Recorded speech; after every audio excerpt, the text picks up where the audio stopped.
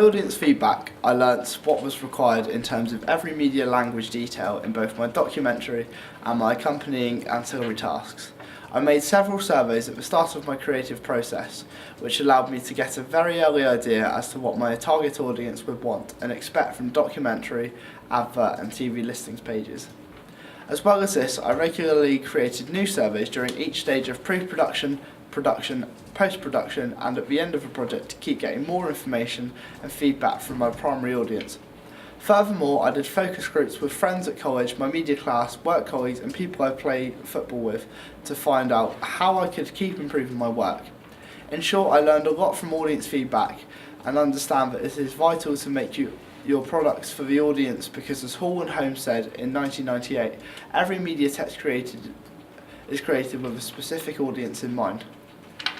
My audience feedback taught me a lot of things. First, I learnt the exact demographic who I needed to represent and pitch my product to was middle class to working class British males aged 12 to 30 years who had an interest in football and documentaries. Knowing this information shaped all my media language choices, as I had to make sure my imagery, star vehicles, narrative, language choices, colour palette, editing, sound and typography choices were right for this group. To make sure I go this the right way, I asked my audience through SurveyMonkey and focus groups what would work and what would not work for them regarding each of these aspects of media language. Mostly, as I did a lot of primary research, I did not need to make many changes to my work. However, after showing my audience some of my drafts for my documentary, advert and TV listings pages, some changes had to be made to improve my product. The biggest one and most time-consuming to fix was the sound for the audio that was on the first draft of my documentary. My audience gave me the feedback that it was too echoey, which was too distracting and unprofessional. This led to me having to redo the interview 3 times just to perfect the audio. In the long run, this was worth it, but I had to look for tutorials online to get a true understanding as to what I had to adjust for my footage. Fortunately, my star vehicle was able to refilm the interview, which made life a lot easier. These reshoots were able to help me to effectively master my sound and how to use it.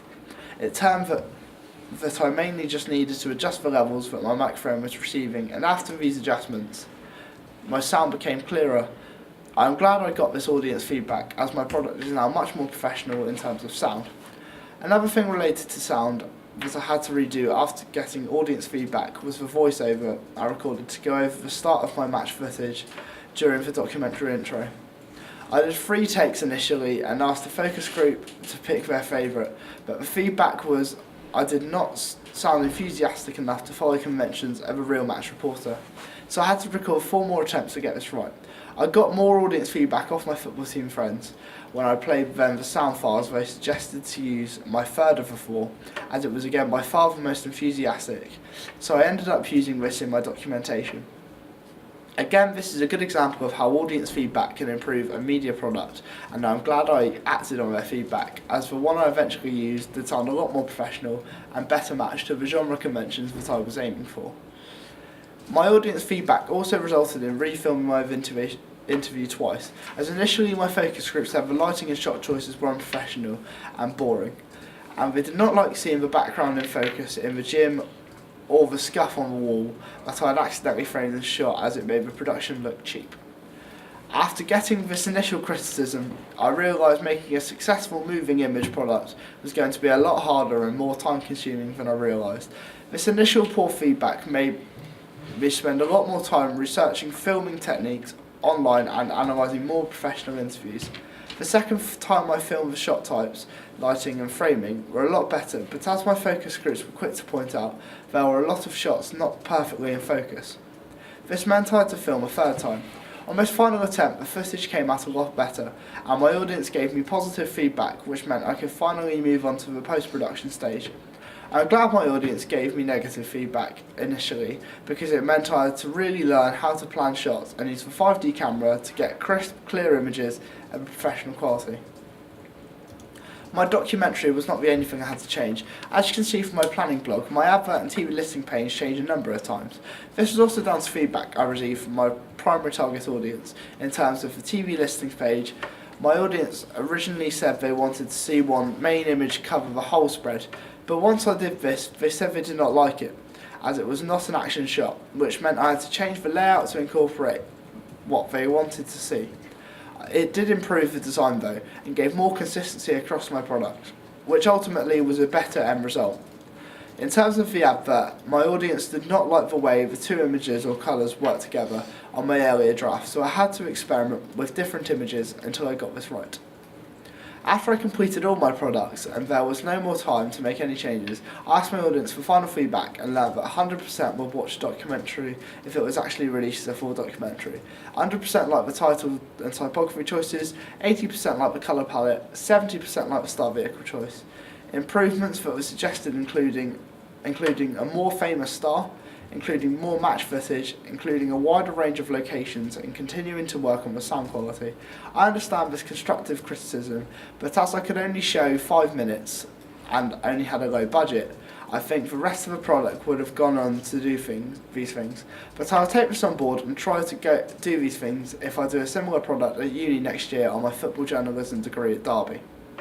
All in all, I feel that without audience feedback, my project would not be anywhere near as good, nor would it look near to an industry standard, as it does now thanks to the massive amount of negative and positive feedback I have received.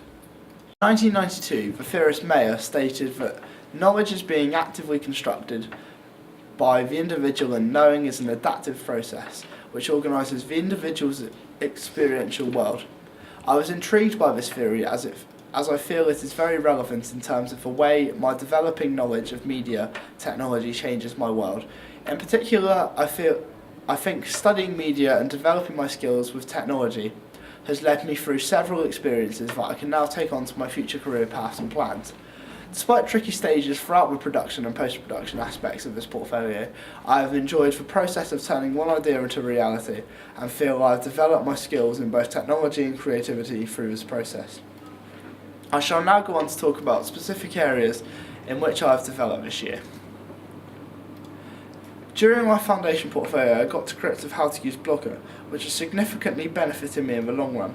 In between completion of my foundation portfolio and creation of my advanced portfolio, I did not stop Blogger, as I have been creating my own football match report on personal blogs in my spare time to help me with my long-term career aspiration of becoming a football journalist.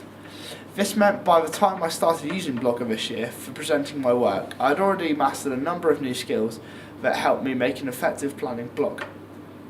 I did use one piece of old school technology during my planning because I'm a huge sports fan. I have DVDs of all the documentaries I've used for main research, which were Class of '92, Can We Not Knock It, The Crazy Gang, and I Believe in Miracles. This meant I've used a DVD player not just for the internet for my research. Looking at these classic documentaries fundamentally helped me to gain a true understanding of what was important to include inside a football documentary of my own. Nearly every aspect of my life is internet orientated in some way or another, so it would have been stupid if I did not use this as a regular source of information and knowledge. I've used the internet to research existing products and for primary research, as I could use SurveyMonkey in conjunction with social media to reach my audience. As I had done this last year and I did not really learn anything new here, I just got to grips with and made use of any software updates. Overall, I think I now have a good knowledge of SurveyMonkey, which will continue to be useful in my future degree studies and career, as audience research will continue to be vital in my success of future productions. I also use the internet for researching documentaries in general, looking at relevant theories, and for researching relevant tutorials to my practical work. In short, without the internet as a common fountain of knowledge, it may have taken a lot longer for me to complete my documentary, and I do not think it would have looked as professional as it does. Also, in terms of the internet, last year I used Blogger to publish my magazine work. This year I got to go one step further. I was able to not only use YouTube to share my evaluation, I was also able to use it to distribute my final documentary to a real audience. This is clear evidence of how modern technology has made it possible for consumers to become producers of their own media text, which fits in Gauntlets' 2007 theory and Plunkett's 2008 theory that a new generation of producers are ditching traditional gatekeepers and reaching their audience through the web. When it comes to the production stage of my work, the still photography for my advert and TV listings page was not too challenging, as I had done live gig shots for my AS Media music magazine, had done GCSE media and GCSE photography. This meant it did not take me too long to get a professional match and portrait images I needed. However, when it came to getting the moving image footage I needed, I used the Canon 5D Mark III and the Canon 6D. I made a lot of amateur mistakes initially and needed to spend a lot of time learning how to successfully shoot moving image. One of the early mistakes I made was using the wrong lens for filming my first interview. I stupidly used a portrait studio lens, and this led to too much light entering the shot and made it hard to get the right shot type and framing. I learned from this after my audience told me how unprofessional my first interview looked, and changed to a 150mm lens that was specifically designed for filming a moving image. Changing to this lens gave me a lot more control over the focus, framing and aperture, which helped me progress my filming to the next level. I also improved by watching tutorials, varying my shot types and camera angles, and by using professional 3-point lighting to set up with a softbox. I also had to learn how to shoot moving image footage that proved a lot harder than just taking still images of games, as you had to think very carefully about positioning camera movement and supporting the camera if you did not want to end up with blurred, badly framed shots. Towards the end, I finally got the grasp of both filming in focus and filming a variety of shots to give off a professional feel for my footage. As I was filming both interviews and live football action, I had to learn a variety of skills in a short space of time, which I am now able to use to my own advantage. One of the main things I have learned about filming is that you have to do a lot more careful planning than you do for still shoots, and you also have to spend a lot more time setting up shots as there is more to think about. Similarly, I learned that there was a lot more to the art of sound recording than simply hitting record. I had to use two different types of sound recorders: a small digital sound recorder for getting my ambient sound at football matches, and a large digital sound recorder with a boom mic for my main interview sound. I made mistakes with both pieces of kit. Somehow, when I went to watch Chelsea to record my ambient sound, I did not set the recorder up properly, and no tracks were recorded, which meant I had to not re-record the sound at a different, smaller football match closer to home. With the larger sound recorder, I struggled to use the boom mic to begin with, and it took me a while to get to grips with all the settings on the kit that could be used to reduce background noise and generally improve sound quality.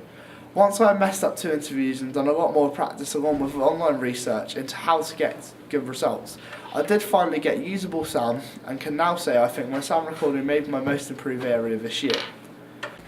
I think one key problem was that I chose to work alone, which meant I was trying to do too much at once: capture image, record sound and hold a boom mic. This has also taught me that working as part of a team for a moving image project can make things a whole lot easier, and I look forward to being able to do this next year at university, as this year no one wanted to work on this project with me as they had different ideas for their A2 coursework. Similarly to camera work, my knowledge of Adobe Photoshop and InDesign was very strong, as I've used this software for GCSE photography, GCSE media, GCSE film and AS media. I mainly use Photoshop for cropping, airbrushing and opacity filters to get the best out of all my ancillary tasks. Like last year, I used InDesign to get professional layouts and added text. However, using Premiere Pro for the first time was a very new experience for me, and it took a long time to learn how to import clips, render videos, render audios, edit audio, add clips for the timeline, separate the audience and video, trim clips, how to colour key, add effects, add text, and even export my work in the correct format. I would say it took me 2 months of making a lot of mistakes and following tutorials to learn the basics, and most of what I edited this time was not professional enough to use in my final edit. However, it was all an important learning process, and now I have a love for editing and intend to carry it on as a hobby over the summer in order to be more practice before I start my degree. When it came to filming this evaluation, given all the practice I have had for filming it, did not take long to set up the camera in front of me and get filming. For time reasons, I decided to use iMovie to edit this evaluation, as this amateur program is a lot quicker to edit and export on the Premiere Pro, that seems to be forever rendering before it can do anything else. Like for my AS last year, I will use iMovie for the blue screen effects that will allow me to display bits of work I'm talking about in the background before uploading my finished evaluation to YouTube and embedding it in my blog. In conclusion, I've really enjoyed learning about all the technologies required for making a documentary, and would like to continue making documentaries in my spare time, as the whole process has been fascinating and interesting.